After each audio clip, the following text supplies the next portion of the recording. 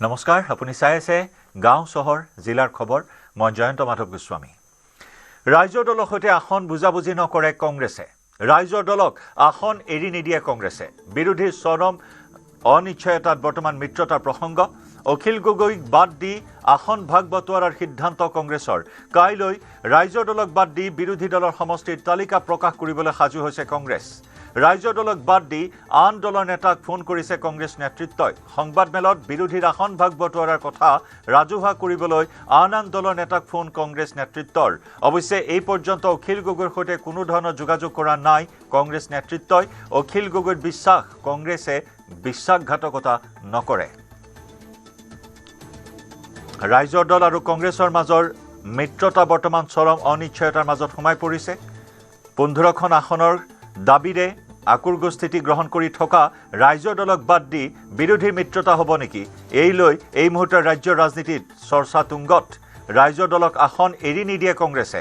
অখিল গগৈক বিৰোধী মঞ্চৰ এজন নেতাই ফোন কৰি এই কথা জনাইছে। কাইলৈ এক গুৰুত্বপূৰ্ণ বৈঠকৰ আহ্বান কৰা হৈছে বিৰোধী মিত্ৰ দলসমূহৰ। কংগ্ৰেছে অন্যান্য বিৰোধী মিত্ৰ দলসমূহক আসনৰ ভাগ বটোৱাৰাৰ বিষয়টো প্ৰকাশ কৰিবলৈ আহ্বান জনাইছে। ৰাইজৰ দলক বাদ দি আন দলৰ নেতাক ফোন কৰিছে কংগ্ৰেছ নেতৃত্বই।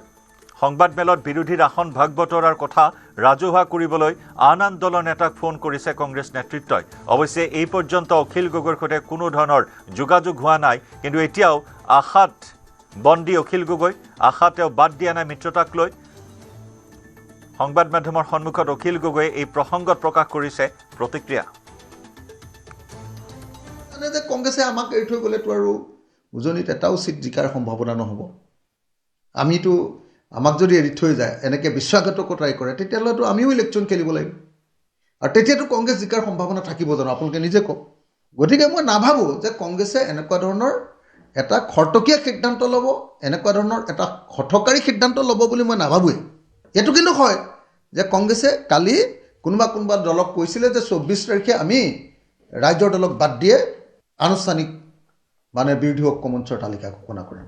কিন্তু বাকী দলবিলাকে মই জনামতে বাকী দলবিলাক আটাইবিলাক দলে বামপন্থী দল, সোমপন্থী দল, আঞ্চলিকতাবাদী দল, সকলো দলে মই জনামতে সকলো দলে অপ'জ কৰিছে। নহয়, আমি সকলোৱে একেলগে খেলিম আৰু আমাৰ লগত সমস্যাও বেছি নাই ন। 3টামান সমষ্টিৰ সমস্যা, 3টা সমষ্টিৰ সমস্যা একবাৰ কথা পাতিলে শেষ হৈ যাব। গতিকে তাৰ পাছত যদি কংগ্ৰেছে এনেকুৱা সিদ্ধান্ত লয়, এইটোক ছুইচাইডিয়েল বুলি ক'ব লাগিব। নিজৰ ভৰিত নিজে কুঠাৰ মৰাৰ সিদ্ধান্ত বুলি ক'ব লাগিব। শিৱসাগৰত পিষ্টলসহ দুজনক আটক। আমগুৰিৰ পৰা শিৱসাগৰ অভিমুখে দুজন লোকে এখন ফৰ্চুনাৰ বাহনত এই মাৰণাস্ত্ৰটো কঢ়িয়াই নিছিল। বাহনখন আৰু মাৰণাস্ত্ৰৰ লগতে দুটাকৈ মোবাইল ফোনো আৰক্ষীয়ে জব্দ কৰে।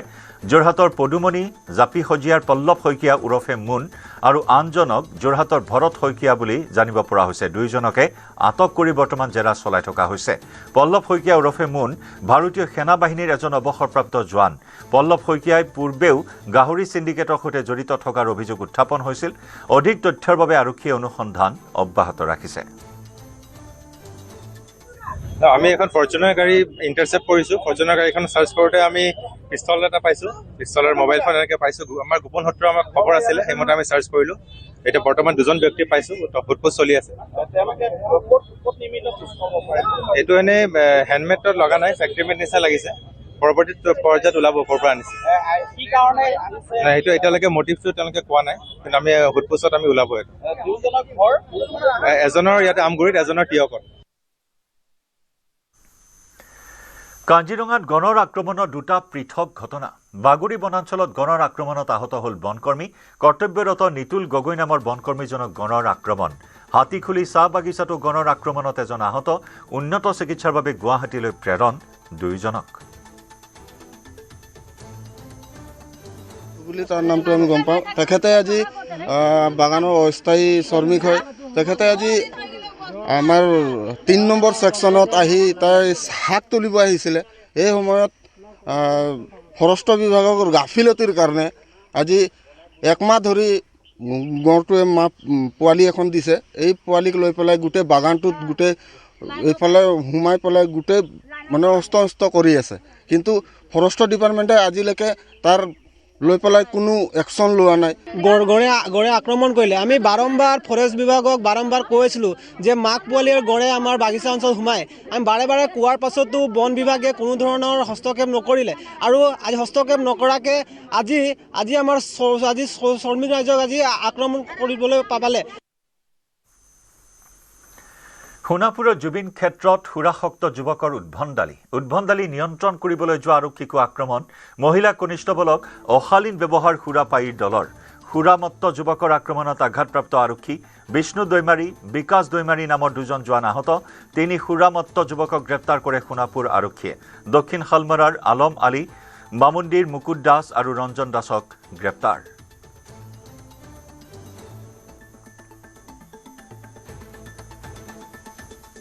যোৱাকালি আবেলি জুবিন ক্ষেত্ৰত 3জন ব্যক্তি, তেওঁলোকৰ নাম হ'ল মুকুট দাস, ৰঞ্জন দাস, 2জনৰ ঘৰ শুৱালকুছি আৰু এজন হ'ল আলম আলী, তেওঁৰ ঘৰ চাউথ চালমৰা। তেওঁলোকে মদ্যপান কৰি আহি জুবিন ক্ষেত্ৰত এটা অপ্ৰীতিকৰ সৃষ্টি কৰে, যাৰ ফলত তাত জুবিনৰ অনুৰাগীবিলাকে উত্তেজিত হয়। উত্তেজিত হোৱাত আমাৰ তাত কৰ্তব্যৰত অৱস্থাত থকা আৰক্ষীয়ে তেওঁলোকক বাধা প্ৰদানত তেওঁলোকক বচাই আনে। বচাবলৈ যাওঁতে আমাৰ আৰক্ষীকে তেওঁলোকে অলপ মিছবিহেভ কৰে আৰু কিছু লোকক আঘাতপ্ৰাপ্ত কৰে আৰু দুগৰাকী আমাৰ লেডিজ পুলিচ আছিলে, তেওঁলোককো শাৰীৰিকভাৱে পদস্থ কৰে আৰু 2জন কনিষ্টবলক এজনকতো হাতত কামুৰিও দিছে তেওঁলোকে। আৰু তেওঁলোকক আমি আইনী থানালৈ লৈ অহা হয়। তেওঁলোকৰ ওপৰত আইনী ব্যৱস্থা লোৱা হ'ব। তেওঁলোকে যেতিয়া তেনেকৈ অসভ্যালি কৰিছে, মানুহক গালি গালাজ কৰা দেখি আমি আগবাঢ়ি গ'লোঁ। গৈ তেওঁলোকক বাৰে বাৰে বুজাইছোঁ যে আপোনালোকে তেনেকুৱা নকৰিব, অসভ্যালি নকৰিব। কিন্তু বুজোৱাৰ পিছত তেওঁলোকে আমি কৈ থকা অৱস্থাতে আহি ডাইৰেক্ট গাত হাত দিছে। মোৰ লগত আৰক্ষীৰ বাইদেউ এগৰাকী আছিলে ট্ৰেফিকৰ, তেওঁ আহিছে, তেওঁৰো গাত বাৰে বাৰে হাত দিছে। আমাক মাৰিবলৈ বাৰ বাৰ খেদি আহিছে।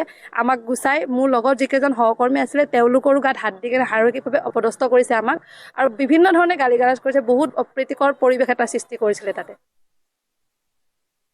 কালি আমাৰ ইমাৰ্জেঞ্চি ডিউটি আছিলে। ইমাৰ্জেঞ্চি ডিউটি আমি গৈছিলোঁ। তেখেতলোকৰ জুবিন ক্ষেত্ৰত কিবা হৈছিলে বুলি গম পাইছিলোঁ অলপ। তেতিয়া আমি আনিব যাওঁতে আমাৰ গাড়ীৰ ওপৰত উঠি আনি থাকোঁতে তাক হাতত ধৰি আহিছিলোঁ। হাতৰে একো কৰিব নোৱাৰি ডাইৰেক্ট মুখেৰে কামুৰি দিছে ইয়াৰ বাহু।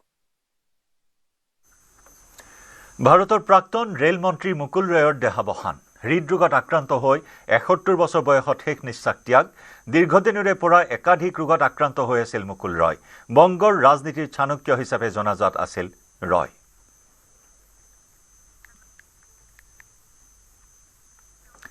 ডিমা হাছাও জিলাৰ হাৰাংগাজাৱৰ দলাইচুংগাত অঘটন। নিশা হঠাৎ খহি পৰিল নিৰ্মীয়মান দলঙৰ এটা অংশ। Silchar Saurashtra east west corridor নিৰ্মাণত এই অঘটন। নিৰ্মাণকাৰী সংস্থাক অধিক হেঁচা দিয়াৰ অভিযোগ। সৌভাগ্যক্ৰমে এই ঘটনাত হতাহত নহল কোনো লোক।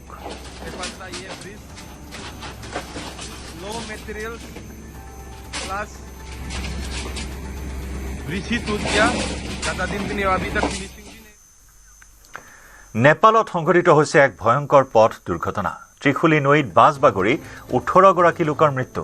মৃতকৰ ভিতৰত আছে 6গৰাকী মহিলা। মৃতকৰ ভিতৰত আছে 2গৰাকী বিদেশী পৰ্যটক। 25গৰাকীৰো অধিক লোকক জীৱন্তে উদ্ধাৰ। যাত্ৰীবাহী বাছখনত আছিল মুঠ 44গৰাকী যাত্ৰী। সোমবাৰে নিশা প্ৰায় 1:15 পোখৰাৰ পৰা কাঠমাণ্ডুলৈ যাত্ৰা কৰা এখন যাত্ৰীবাহী বাছ টাডিং জিলাৰ ত্ৰিশুলী নৈত পৰে। বেনিঘাট ৰোৰাং গ্ৰাম্য পৌৰসভা 3ৰ চিনাধৰা চৰাউগী অঞ্চলত সংঘটিত হয় এই ভয়ংকৰ দুৰ্ঘটনাটো।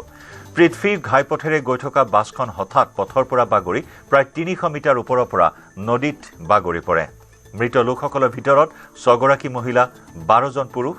আহতসকলৰ ভিতৰত 8গৰাকী মহিলা, 18গৰাকী পুৰুষ আৰু 1গৰাকী নাবালিকা। এই দুৰ্ঘটনাত আহত কেইবাজনৰ অৱস্থা সংকটজনক বুলি জানিব পৰা হৈছে। মৰাণত গহনা ব্যৱসায়ীক লুট কৰা ডকাইত গ্ৰেপ্তাৰ। চকলীয়াৰ ৰাজু তাঁতী নামৰ অভিযুক্ত আৰক্ষীৰ জালত। মৰাণহাট আৰক্ষীয়ে গ্ৰেপ্তাৰ কৰে ৰাজু তাঁতীক। ডকাইতিত ব্যৱহাৰ কৰা পালচাৰ বাইকখনো জব্দ। পলাতক আনটো ডকাইতৰ সন্ধানত আৰক্ষীৰ অভিযান। শুকুৰবাৰে প্ৰায় 7.5 লাখ টকাৰ সোণ লুটি লৈ গৈছিল 2 ডকাইতে। কামাখ্যা জুৱেলাৰ্ছৰ স্বত্বাধিকাৰী শুভাশিষ কৰ্মকাৰ আৰু কৰ্মচাৰীক লুটপাট চলাইছিল ডকাইতে। মই দোকানৰ পৰা দোকান বন্ধ কৰি আহি আছিলোঁ। মোৰ কৰ্মচাৰীজন মোৰ আগফালে বহি আছে, মই স্কুটিৰ পিছফালে আছিলোঁ। মোৰ হাতত বেগ এটা আছিলে, বেগত মানে সোণৰ গহনা বাকচ দুটা আছিল লৈ আহি আছিল সেইফালৰ পৰা বাইকত দুজন ল'ৰা আহিলে আহি কিনে পূৰা বেগ টনা ওজা কৰি থাকোঁতে মই বাইকৰ পৰা পৰি গ'লোঁ স্কুটিৰ পৰা আৰু মোৰ দোকানৰ ল'ৰাটো এইফালে সিও পৰি গ'ল দুইটা পৰি যোৱাৰ পিছত হাতৰ পৰা বেগটো এৰাই যোৱা বেগটো লৈ কিনে চিধা পলাই গৈছিলোঁ যুৱকক আটক কৰিছে আৰু সেই উক্ত বাইকখন উদ্ধাৰ কৰিছে গম পায়নে নাই মই শুনিছিলোঁ কথাটো ছাৰে মোক কৈছিলে আশা কৰিছোঁ বস্তুখিনি পাই যাম বুলি কংগ্ৰেছৰ নিৰ্বাচনী প্ৰচাৰৰ বাহনত সুৰামত্ত চালক ক্ষেত্ৰীত সময় পৰিৱৰ্তন যাত্ৰাৰ বাহন দুৰ্ঘটনাগ্ৰস্ত বাহনখনে খুন্দিয়াই পথৰ দাঁতিত থকা কুঁৱাৰ ৰিঙত বাহনখনত থকা দুজন সুৰামত্ত লোকক আটক কৰা হৈছে গুৱাহাটীৰ পৰা উজনি অভিমুখে গৈ আছিল কংগ্ৰেছৰ নিৰ্বাচনী প্ৰচাৰৰ বাহনখন দুৰ্ঘটনা সংঘটিত কৰা বাহনখনৰ নম্বৰ UP 32KN 3129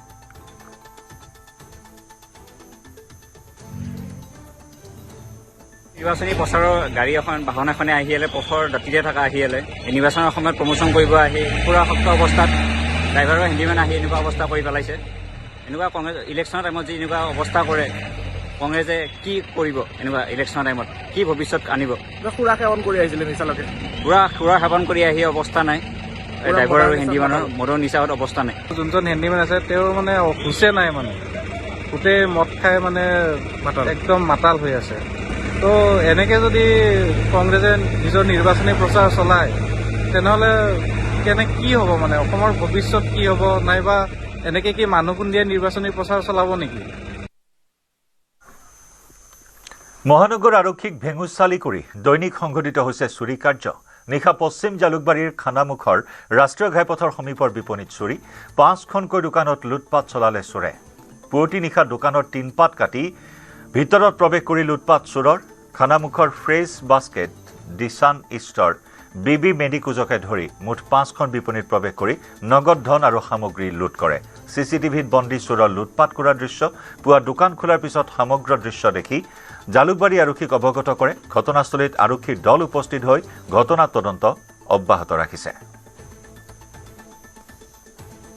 দোকান খুলিবলৈ 7টা মানত আহিলে দোকান খুলিবলৈ দোকান খুলি শাটাৰটো যেতিয়া উঠাই কেনে দেখিলে আমাৰ টিন কাটা ভেন্টিলেশ্যন ওপৰৰ যিখিনি আছে এইখিনি ভাঙা তেতিয়া তেওঁ মোক ফোন কৰিলে আমি আহিলোঁ মই আৰু মোৰ ৱাইফ যেতিয়া আহিলোঁ আহি কেনে আমি গোটেই দোকানত চালোঁ যে আমাৰ দোকানত টিন কাটি কোনোবা সোমালে তাৰপিছতে যেতিয়া CC কেমেৰাটো অন কৰিলোঁ আমি গম পালোঁ যে 1:33 মান বজাত মানুহ এজন সোমালে টিন কাটি কাৰণে তো তেওঁ সোমোৱাৰ পিছত তেওঁ কেছটো চালে আগতে কেছত আমাৰ অলপমান পইচা আছিলে যিখিনি কইনছ আছিলে এইখিনি পালে আৰু কিছুমান আমাৰ সেই 10 টকীয়া 20 টকীয়া ফাটা আছিলে এইখিনি ল'লে তাৰপিছতে আমি এই জালুকবাৰী পুলিচ ষ্টেচনত ফোন কৰা গ'ল তেওঁ তাৰ পৰা আহিলে আহাৰ পিছতে গম পালোঁ যে আমাৰ লগতে আৰু মুঠ 4খন দোকানত আৰু চুৰি হ'ল বুলি ইয়াতে তো সেইটোৱে পুলিচ প্ৰশাসনক ৰিকুৱেষ্ট এইটো যাতে এনেকুৱা বস্তুবিলাক নহয় আগলৈ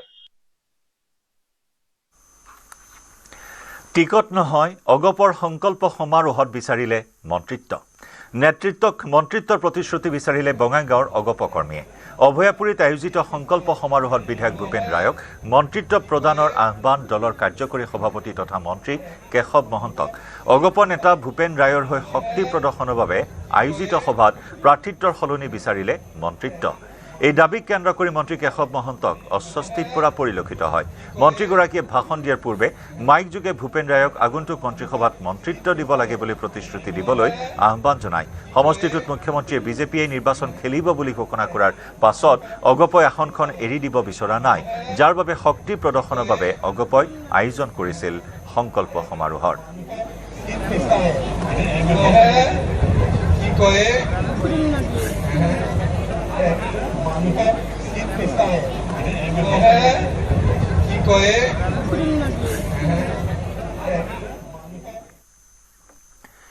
মহানগৰী চচলত শিক্ষক সমাজৰ প্ৰতিবাদ শ্ৰেণীকোঠা এৰি আমৰণ অনশনত বহিল শিক্ষয়িত্ৰী সন্থা চাকৰি নিয়মীয়াকৰণৰ দাবীত আমৰণ অনশন কাৰ্যসূচী সদৌ অসম প্ৰাক প্ৰাথমিক শিক্ষয়িত্ৰী সন্থাৰ আমৰণ অনশন কাৰ্যসূচী চাকৰি নিয়মীয়াকৰণৰ আশ্বাসৰ পাছতে চৰকাৰে প্ৰতিশ্ৰুতি পালন নকৰাৰ অভিযোগ সদৌ অসম প্ৰাথমিক ক শ্ৰেণী শিক্ষয়িত্ৰী উদ্যোগত চচলত আজিৰে পৰাই ৰূপায়ণ কৰা হৈছে আমৰণ অনশন কাৰ্যসূচী তেওঁলোকৰ চাকৰি নিয়মীয়াকৰণকে ধৰি কেইবাটাও সমস্যা সমাধানৰ দাবীত তেওঁলোকে সচলৰ যি প্ৰতিবাদস্থলী আছে, নিৰ্ধাৰিত যি প্ৰতিবাদস্থলী আছে, এই প্ৰতিবাদস্থলীত তেওঁলোকে আজিৰে পৰা আমৰণ অনশন কাৰ্যসূচী ৰূপায়ণ কৰিছে।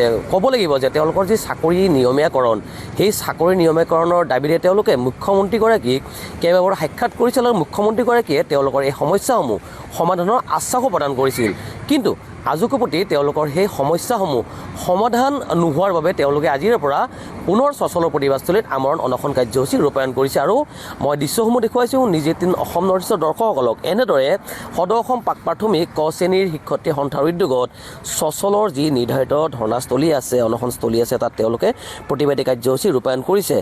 শিক্ষাৰ্থীসকল আছে, তেওঁলোকৰ পৰা তেওঁলোকৰ কিছু কথা জানিব চেষ্টা কৰিম। কিন্তু তাৰে আগতে ক'ব লাগিব যে তেওঁলোকে পূৰ্বতেও তেওঁলোকৰ সমস্যাসমূহ সমাধানৰ বাবে মুখ্যমন্ত্ৰীগৰাকীক সাক্ষাৎ কৰিছিল, কেইবাবাৰো প্ৰতিবাদ কাৰ্যসূচী হাতত লৈছিল আৰু মুখ্যমন্ত্ৰীগৰাকীয়ে আশ্বাস দিয়াৰ পিছতো আশ্বাস এতিয়ালৈকে কিন্তু সমাধান নহ'ল বা আশ্বাসসমূহ পূৰণ নহ'ল। তাৰ ফলস্বৰূপে তেওঁলোকে আজি পুনৰবাৰ ইয়াতে আমৰণ অনশন প্ৰতিবাদী কাৰ্যসূচী গ্ৰহণ কৰিছে। বাইদেউ, মই আপোনাৰ কাষলৈ আহিছোঁ। মুখ্যমন্ত্ৰীগৰাকীক সাক্ষাৎ কৰিছিল, আশ্বাসো প্ৰদান কৰিছিল, কিন্তু আজুকপতি সেয়া সফল নহ'ল, সমাধানৰ সূত্ৰ নুলিয়াল আৰু আজি পুনৰবাৰ আপোনালোকে আমৰণ অনশন কাৰ্যসূচী ইয়াতে ৰূপায়ণ কৰিছে। কি ক'ব বা কি আহ্বান জনাব মুখ্যমন্ত্ৰীগৰাকীক? হয়, প্ৰথমতে আপোনালোকক ধন্যবাদ জ্ঞাপন কৰিছোঁ। এনেদৰে আমাৰ মনৰ ভাৱ আপোনালোকে প্ৰকাশ কৰি মুখ্যমন্ত্ৰী মহোদয়লৈকে প্ৰেৰণ কৰিবলৈ আহিছে। গতিকে আমি আচলতে সদৌ অসম প্ৰাক প্ৰাথমিক ক শ্ৰেণীত আমি শিক্ষাদান কৰি আছোঁ বহুদিন ধৰি, বহু বছৰ ধৰি, 20-25 বছৰ হৈ গৈছে।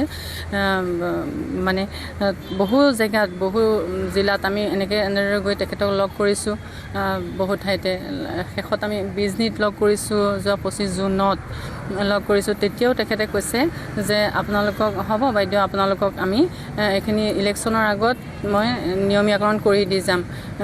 আৰু লাষ্ট আমি মাজুলীত লগ কৰিছোঁ। মাজুলীত লগ কৰোঁতেও তেওঁ কৈছে, আৰু আমাৰ বহুত বিশ্বাস আছে তেওঁ আচলতে আমাক এইখিনি নিয়মীয়াকৰণ কৰি দিব বুলি আমি বহুত বিশ্বাস ৰাখিছোঁ তেওঁৰ ওপৰত। তেওঁৰ নিচিনা জনপ্ৰিয় নেতা নাই, মন্ত্ৰী নাই, নেতা নাই। আমাৰ খুব জনপ্ৰিয় এজন মুখ্যমন্ত্ৰী আচলতে কোনো ৰাজ্যত তেনেকৈ আচলতে আমি দেখা নাই, ইমান জনপ্ৰিয় হৈ উঠা জনতাৰ মাজত। গতিকে আমি বহুত আশা ৰাখিছোঁ তেওঁ আমাক ইলেকশ্যনৰ আগতে যেনেদৰে কথা দিছে আমাক, তেনেকৈ তেওঁ আমাক এইখিনি নিয়মীয়াকৰণ কৰি দিব, আৰু এয়াই আমাৰ তেওঁৰ ওচৰত দাবী।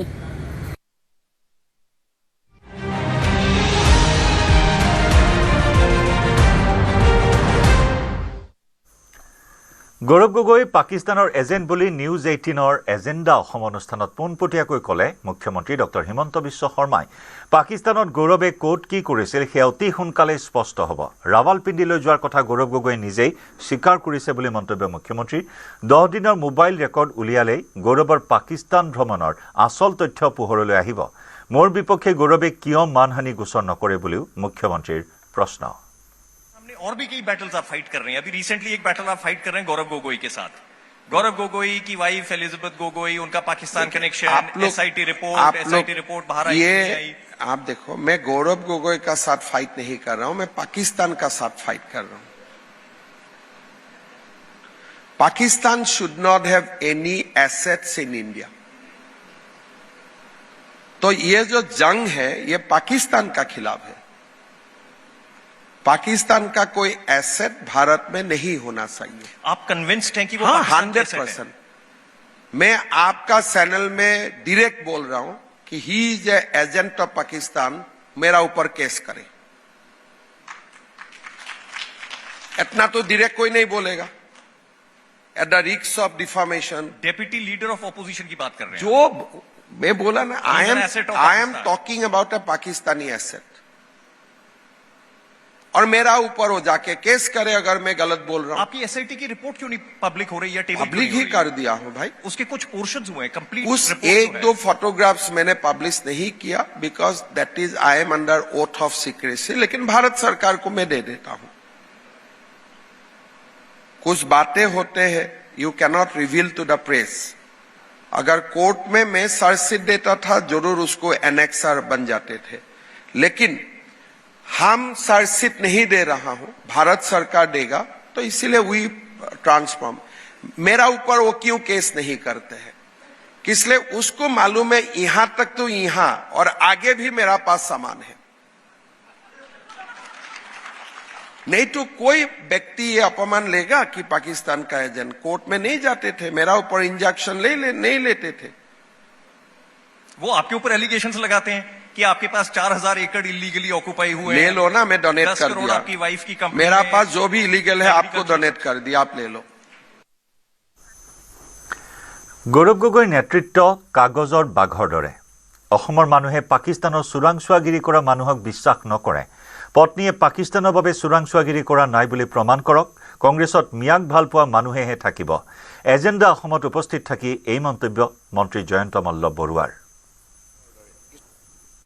গৌৰৱ গগৈৰ নেতৃত্ব এই মুহূৰ্তলৈকে আপুনি নিজে কংগ্ৰেছত আছিলে, তেওঁ প্ৰৱেশ ঘটিছে, ঠিক তেনেকুৱা সময়তে আপোনালোকৰ কংগ্ৰেছৰ পৰা প্ৰস্থান ঘটিল। গতিকে তেওঁৰ নেতৃত্বই কিমান প্ৰত্যাহ্বানৰ সৃষ্টি কৰিব বুলি ভাবে? চাওক, গৌৰৱ গগৈৰ যিটো নেতৃত্ব সেইটো হ'ল কাগজৰ বাঘৰ দৰে। কিছুমানে খুব ডাঙৰকৈ দেখাব বিচাৰি আছে গৌৰৱ গগৈ, কিন্তু কথাটো এইটোৱে যে অসমৰ মানুহে চব মানি ল'ব, কিন্তু পাকিস্তানৰ চোৰাংচোৱাগিৰিটো মানি ল'ব নোৱাৰে। পাকিস্তানৰ হৈ কোনোবাই চোৰাংচোৱাগিৰি কৰিব, তেওঁৰ পৰিয়ালৰ এজন মানুহৰ পৰিয়ালৰ যদি 4জন সদস্যৰ 3জনে বিদেশী হয়, তেওঁকনো মানুহে নেতৃত্ব দিব নেকি? গতিকে গৌৰৱ গগৈয়ে প্ৰথম নেতৃত্ব লোৱাৰ আগতে অসমৰ ৰাইজক স্পষ্ট কৰিব লাগিব যে তেওঁ পাকিস্তানৰ চোৰাংচোৱাগিৰি কৰা নাছিল, তেওঁৰ পত্নীয়ে পাকিস্তানৰ চোৰাংচোৱাগিৰি কৰা নাছিল, তেওঁৰ ল'ৰা ছোৱালী, তেওঁৰ পত্নী আজিও ভাৰতীয়, আজিও ভাৰতক লৈ চিন্তা কৰে, এনেকুৱা ধৰণৰ এটা প্ৰমাণ তেওঁ অসমৰ ৰাইজক দিব লাগিব। আৰু যদি তেওঁ সেইটো দিব নোৱাৰে, তেতিয়াহ'লে অসমৰ ৰাইজৰ ওচৰত ভোট খুজিব যোৱাৰ কেনেকে নৈতিক অধিকাৰ থাকিব কওক? অসমৰ ৰাইজেনো জিন্তু গগৈৰ ত্যাগৰ বলিদান পাহৰি যাব নেকি? তেনেকুৱা অজস্ৰ দেশপ্ৰেমিকৰ ত্যাগৰ বলিদান অসমৰ ৰাইজে পাহৰি যাব নেকি? গতিকে সেইবিলাক কিছুমান মানুহে হ'ল কি, এচাম মানুহ আছে যে আমাৰ চৰকাৰখন, বিশেষকৈ মুখ্যমন্ত্ৰী হিমন্ত বিশ্ব শৰ্মা ডাঙৰীয়াৰ চৰকাৰখন থাকিলে তেখেতসকলৰ বহুত কৰবাত কষ্ট হয়। সেই চাম মানুহে জোৰ কৰি গৌৰৱ গগৈক ডাঙৰ মানুহ বনাবলৈ চেষ্টা কৰি আছে। কিন্তু আমাৰ নলবৰীয়া বৰপেটীয়া ভাষাত এটা আছে যে বুন্দিয়াক যিমান পাম দিলেও সি ৰসগোল্লা নহয়। গৌৰৱ গগৈক বহুত পাম দিবলৈ চেষ্টা কৰা হৈছে, সি কিন্তু বুন্দিয়া হৈ থাকিব, সি ৰসগোল্লা হ'ব নোৱাৰে। গতিকে চেষ্টা চলাই আছে, বহুতে চলাই থাকক, আমি তেওঁলোকলৈ শুভেচ্ছা দিছো।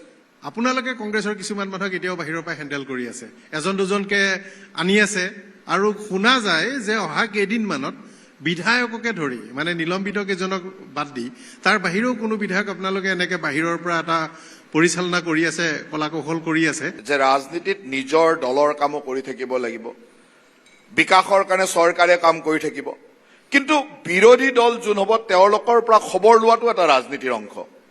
গতিকে সেই কামটোতো আমি কৰিমেই। সেই কামটো কৰিব নিদিয়াকৈ অবৈধ দুৰ্গ বনোৱা কামটো তেওঁলোকৰ। বিজেপিতো এই কামটো কৰিব নোৱাৰে, তাত আমি দুৰ্গ বনাই ৰাখো যে আমাৰ খবৰ বাহিৰলৈ যাব নোৱাৰে। মোৰ বুলি নহয়, প্ৰতিজন ৰাজনেতাৰ দায়িত্বটো হ'ল যে অপজিশ্যনে কি কৰি আছে, অপজিশ্যনে কেনেকে চলি আছে, তেওঁলোকৰ এজেণ্ডা কি, তেওঁলোকৰ ফিউচাৰ প্লেন কি, এইটোতো মই জানিব লাগিব, তেতিয়াই মই ভৱিষ্যতৰ কাৰণে প্ৰস্তুত হ'ম। আৰু ইয়াক কোনো এজেণ্ট বুলি নকয়, এইটো আমাৰ দায়িত্ব, এইটো আমি কৰিবই লাগিব। আৰু কৰিব পৰাটো সফলতা, যোনে কৰিব নোৱাৰে তেওঁ বিফল। গতিকে ইয়াত এজেণ্টৰ কথা একো নাই। আৰু এটা কথা ঠিক যে আজিৰ তাৰিখত কংগ্ৰেছ দলত ভাৰতবৰ্ষক ভাল পোৱা মানুহ বা সনাতনী সংস্কৃতিটোক বিশ্বাস কৰা মানুহ তাত থাকিব নোৱাৰে। তাত দুটা প্ৰজাতিৰ মানুহে থাকিব পাৰে, এটা হ'ল মিয়া প্ৰজাতি বা মিয়াক ভাল পোৱা প্ৰজাতি, দ্বিতীয় প্ৰজাতিটো হ'ল তাৰ মাপেক, তাৰ ককাক, তাৰ মাক কোনোবা নহয় কোনোবা মন্ত্ৰী মুখ্যমন্ত্ৰী হ'ব লাগিব। সেই দুটা প্ৰজাতিক বাদ দি বাকী মানুহ কংগ্ৰেছ দলত থকাৰটো পৰিৱেশ নাই। গতিকে সেই দুটা প্ৰজাতিত যিসকল আছে সেই লোকসকল কংগ্ৰেছত থাকিব, আৰু বাকীসকল লাহে লাহে আমি বিচাৰো বা নিবিচাৰো আহিবই, কাৰণ তাত থাকিবই নোৱাৰে। কেনেকে থাকিব? সাধাৰণ মানুহৰ পৰিয়ালৰ ল'ৰা ছোৱালী গৈ তাত কি কৰিব? ক'ত অধিকাৰ আছে? এতিয়া গৌৰৱ গগৈক পাকিস্তানৰ এজেণ্ট বুলি সকলোৱে সন্দেহ কৰাৰ পিছতো কংগ্ৰেছ দলে কিন্তু তেওঁক বচাবৰ কাৰণে প্ৰিয়ংকা গান্ধী আহিছে, কোনোবা আহিছে, তেওঁক বচাব লাগে। কিয়? তেওঁ মুখ্যমন্ত্ৰীৰ পুতেক আছিল, ব্লু ব্লাড।